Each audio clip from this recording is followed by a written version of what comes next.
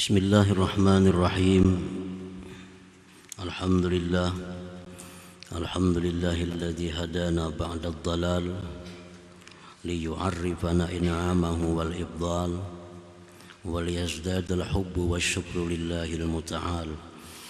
Asyhadu an la ilaha illallah wahdahu la syarika lahu bizzati was-sifati wal af'al. Wa asyhadu anna sayyidana Muhammadan abduhu wa rasuluhul mukhtassu bil irsal. Allahumma salli wa sallim ala sayyidina Muhammadin al-karimil bal wa ala alihi wa sahbihi wa zurriyatihi wa atba'ihi ila yaumil infisal, amma ba'd. Yang kita hormati, kita cintai dan muliakan para habaib dan para alim ulama. Selamat datang kita ucapkan kepada Bapak Haji Sahbirin Nur dan Bapak Haji Rudi Risnawan, calon gubernur dan wakil gubernur Kalimantan Selatan, bersama rombongan di Majelis Ta'lim Nurul Muhibbin ini. Para muhibbin, hadirin, hadirat, rahimakumullah. Puji syukur senantiasa kita haturkan kehadirat Allah Subhanahu wa ta'ala, yang mana pada malam ini Allah Subhanahu wa ta'ala mengumpulkan kita, mempertemukan kita di majelis yang penuh berkah dan rahmatnya ini. Salawat dan salam atas junjungan kita Nabi besar Muhammad sallallahu alaihi wasallam dan seluruh keluarga, sahabat, zurriyat dan pengikut beliau ila yaumil qiyamah. Para muhibbin rahimakumullah, al-hikmatu tsaminatu wa tis'un ba'dal mi'ah minal hikamil ataiyah. Qala al-imam Ahmad ibn Athaillah as-Sakandari rahimahullah wa nafa'ana bi'ulumihi wa asrarih. Hikmah yang ke-198 dari Al-Hikam, berkata pengarang Imam Ahmad ibnu Athaillah as-Sakandari rahimahullah, rubbama waradatiz zulamu alaika liyu'arrifaka qadra ma manna bihi alaika. Artinya, kadang-kadang datang kegelapan-kegelapan atas engkau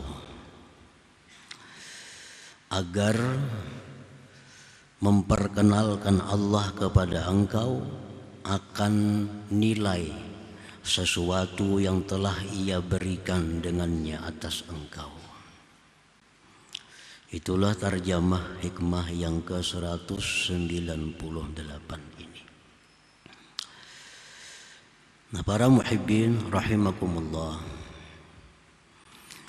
andai kata lampu ini selalu menyala, maka kita kada akan merasa nikmatnya terang itu. Namun kadang-kadang lampu ini ada padamnya. Nah, setelah padam, lampu menyala lagi. Nah, disitulah kita tahu nikmatnya terang. Jadi Allah padamkan lampu, kemudian Allah nyalakan lagi lampu agar kita sadar betapa besarnya nikmat yang namanya terang itu. Dan tidak lain tujuannya adalah agar kita bertambah cinta kepada Allah Subhanahu wa ta'ala selaku yang memberi nikmat, dan bertambah syukur kita kepada Allah Subhanahu wa ta'ala. Nah, demikian pula nikmat sihat. Kita tidak akan mengetahui betapa besarnya nikmat sihat kalau kita tidak sakit. Nah, begitu kita sakit, kita berobat dengan biaya yang besar, kemudian kita disihatkan oleh Allah. Nah, di situ kita tahu nikmat sihat. Allah kembali sihatkan kita. Artinya apa? Supaya kita mengerti bahwa Allah yang menyihatkan itu Allah yang memberikan nikmat itu supaya kita cintai, supaya kita syukuri segala nikmat yang diberikannya itu. Jadi setiap datang musibah kepada kita, setiap datang sesuatu yang tidak menyenangkan hati kita, itu tiada lain adalah maksud Allah agar kita sadar bahwa betapa besarnya nikmat afiat, betapa besarnya nikmat taat, betapa besarnya nikmat kekayaan yang diberikan Allah kepada kita. Nah, para muhibbin rahimakumullah. Rubbama awradallahu alaika al-ghafalati wal ma'asi fataghraqu fi biharihima thumma yunkizuka minhuma lita'rifa qadra ma manallahu bi alaika minar rahmah wal hidayah wat taufiq fatazdadu mahabbatan wa syukran lillahi ta'ala. Kadang-kadang Allah subhanahu wa ta'ala mendatangkan atas kita kelalaian, kemaksiatan. Kadang-kadang kita lupa kepada Allah. Kadang-kadang kita berbuat maksiat, menantang Allah. Allah datangkan kepada kita maksiat, kelalaian. Kita tenggelam dalam lautannya, lautan maksiat. Kita tenggelam dalam lautan kelalaian.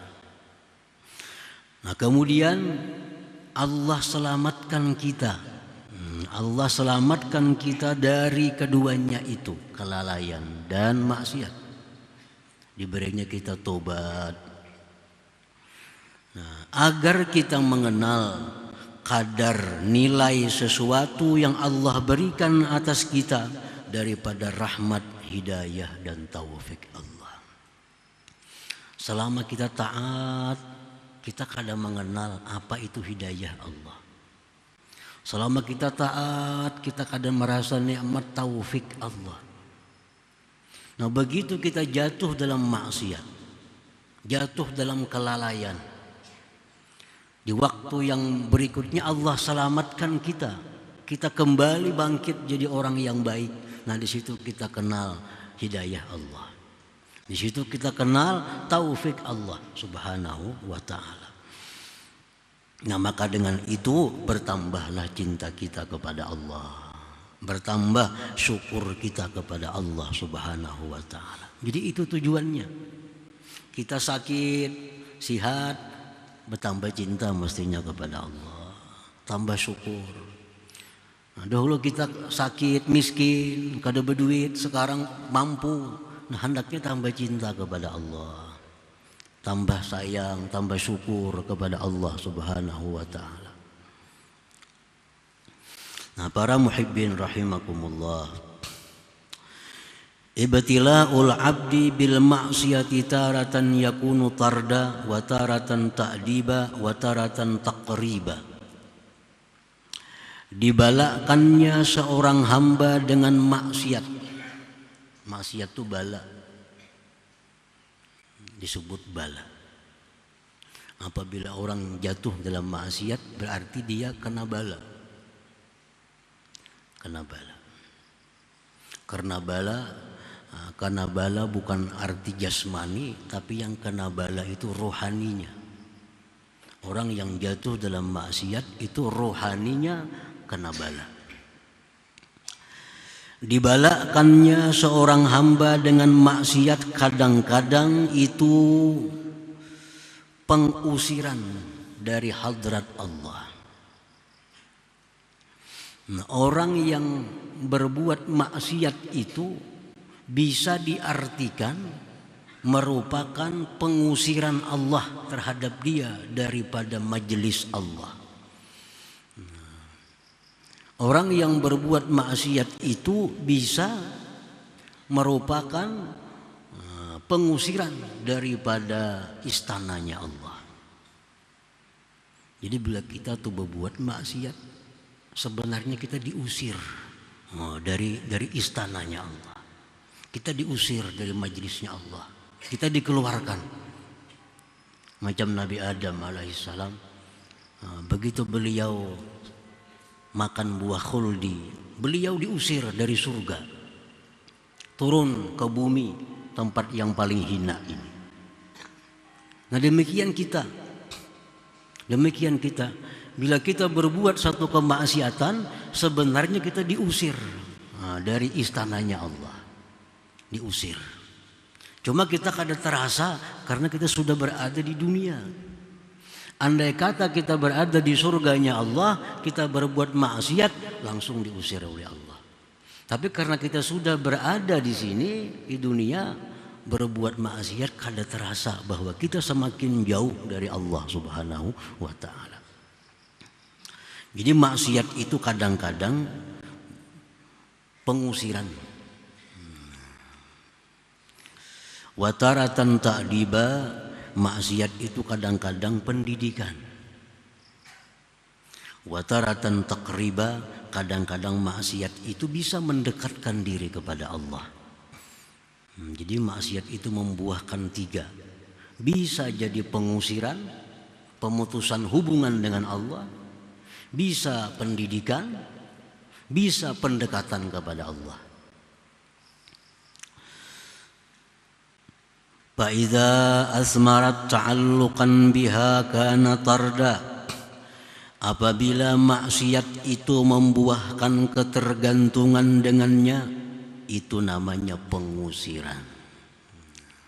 Ini mau membedakan mana maksiat yang jadi sebab terusirnya kita. Setiap maksiat yang kita lakukan, lalu kita ulang lagi, berarti ini maksiat adalah bentuknya pengusiran kita dari Allah Subhanahu wa ta'ala. Kita disisihkan dari Allah. Bila itu maksiat membuahkan ketergantungan kepada kita dengannya, itulah namanya pengusiran. Wa idza asmarat inkisara wa zulla kanat ta'diba. Bila maksiat itu membuahkan sakit hati, membuahkan kehinaan, maka maksiat itu adalah pendidikan bagi kita.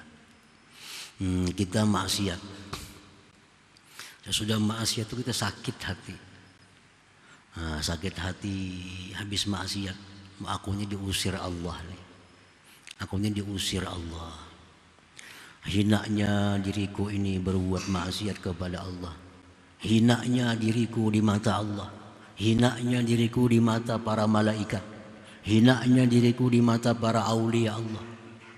Nah, bila maksiat itu membuahkan seperti itu maksiat yang jadi pendidikan kepada kita, bukan pengusiran.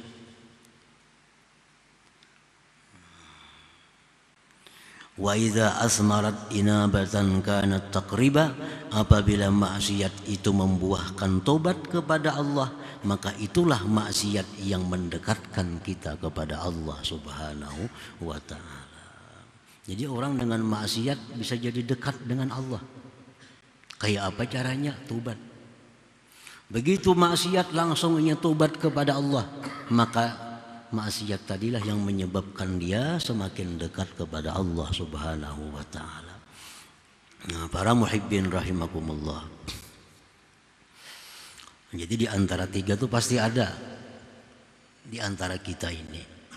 Ada orang yang berbuat maksiat, ketujuh, rami, isuk ia pulang. Isuk ia pulang.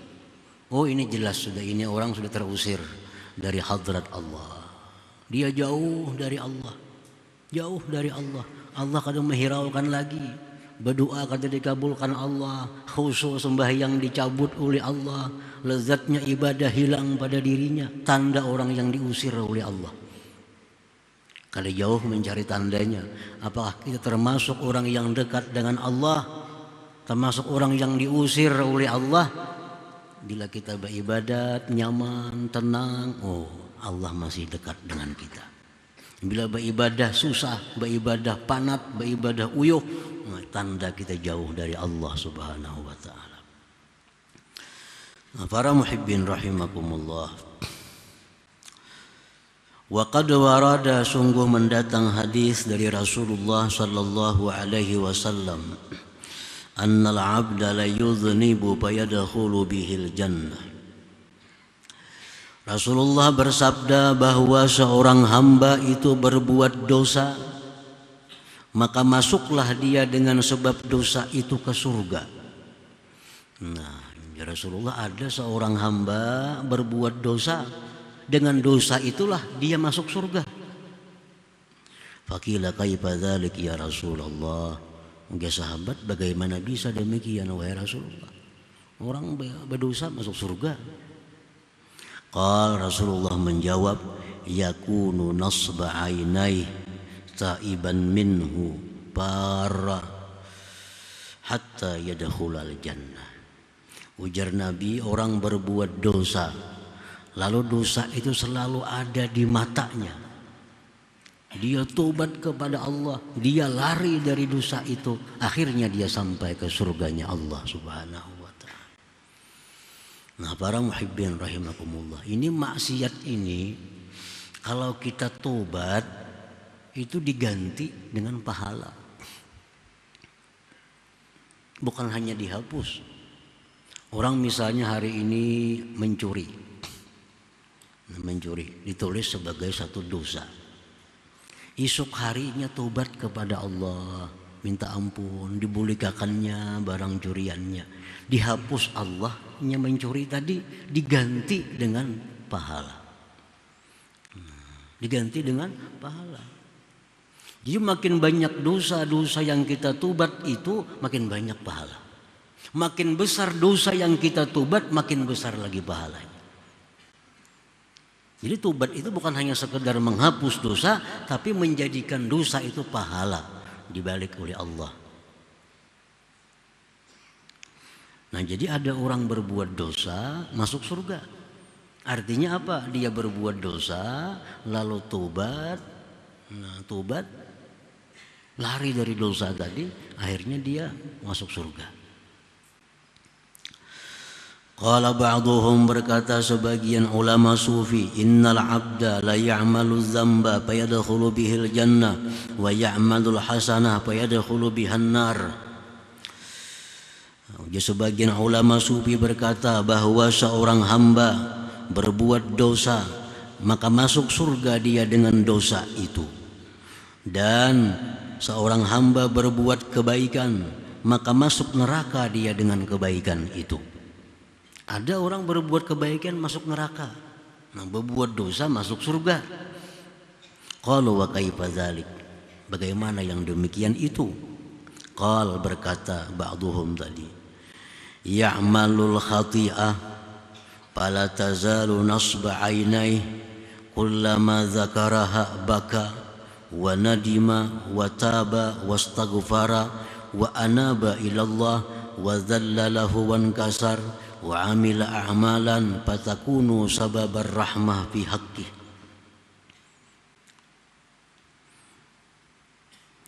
Seorang hamba berbuat dosa, lalu dosa itu selalu ada di matanya. Arti selalu ada di matanya, selalu ada dalam ingatannya.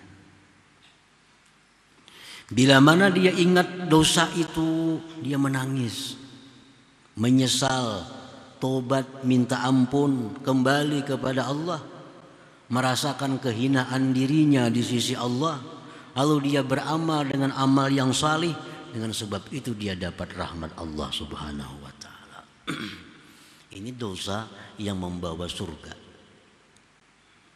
Dulu pada pencuri, perampok, penzina, pemabuk, dulunya bila ingat punya menangis kelakuan bahari. Ingat menangis, menyesal, minta ampun kepada Allah. Nah, demi itu aja mati, akhirnya masuk surga.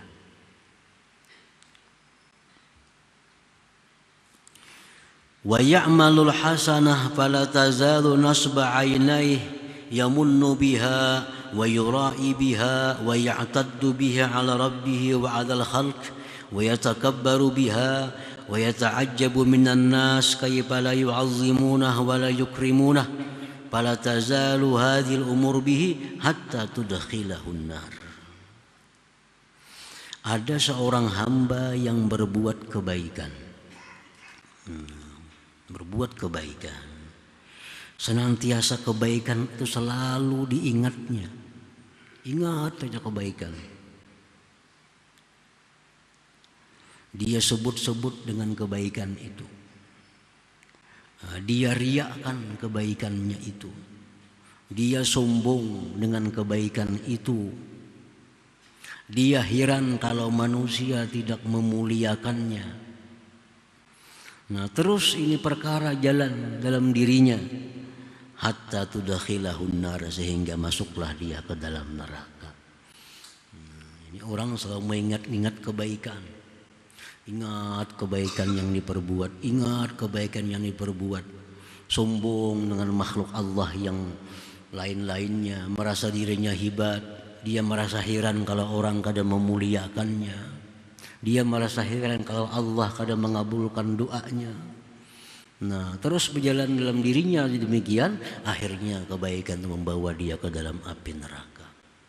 Nah, para muhibbin rahimakumullah. Jadi artinya kebaikan itu macam kita membuang batu di laut. Nah, begitu kita perbuat kebaikan, buang batu ke laut. Jadi ingat lagi. Jangan diingat lagi. Setiap kebaikan yang kita ingat-ingat, tanda kalau diterima oleh Allah.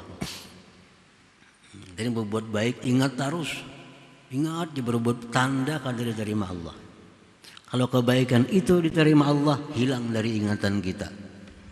Hilang dari ingatan, itu salah satu alamat tanda amal yang diterima Allah, bahwa amal itu kada ingat lagi. Kada ingat lagi. Tanda dosa yang diampuni oleh Allah, dosa yang selalu kita ingat. Nah, dosa yang selalu kita ingat, itu tanda dosa yang sudah diampuni oleh Allah. Tapi dosa yang kita kada ingat lagi, itu tanda belum diampuni oleh Allah Subhanahu wa ta'ala. Para muhibbin rahimakumullah, qala ba'duhum, berkata sebagian ahli sufi lagi, alamatus sa'adah an takuna hasanatul abdi khalfa dhahrih wa sayyi'atuhu nasba ainai. Tanda keberuntungan seorang hamba bahwa adalah kebaikan-kebaikannya itu diletakkannya di belakang. Kada diingat lagi, kada dipandang lagi. Dan dia jadikan kejahatan-kejahatan yang pernah dia lakukan di depan matanya. Bila macam itu, ini orang tanda orang beruntung. Namun kebaikannya kada ingat lagi, apa yang telah diberikannya, apa yang telah disumbangkannya, apa yang telah diamalkannya, kada ingat. Kalau soal dosa ingat benar, ingat benar lawan dosa. Nah, ini orang tanda beruntung. Arti beruntung tanda ahlul jannah, tanda orang ahli surga ini. Wa alamatus syaqawah, dan tanda celakanya seseorang. Tanda celakanya seseorang, ayyaj'ala hasanatih nasba ainai wa sayyi'atih khalfa dhahri. Dia jadikan kebaikan itu di depan matanya. Dia jadikan dosa di belakangnya. Ingat terus lawan kebaikan. Oh, ini suah aku beri dulu nih. Ini suah juga aku beri. Ini suah juga aku beri. Ingat terus. Urusan main cuntan kada ingat lagi. Padahal cuntan sini suah juga, cuntan sana biasa juga, kada ingat lagi. Bila babari ingat. Ini sudah alamat syakawah. Nah, urusan maksiat kada tapi ingat. Urusan baik selalu ingat. Nah, itu min alamati syakawah, tanda orang ini syakawah, bakal penghuni neraka artinya. Nah, para muhibbin rahimakumullah, mudah-mudahan Allah Subhanahu wa ta'ala memberikan taufik hidayah, petunjuk ke jalan yang lurus kepada kita semua, amin ya rabbal alamin. Kemudian hikmah yang ke-199 insyaallah. Ila hadratin Nabi sallallahu alaihi wasallam, al-Fatihah. Ya kana ya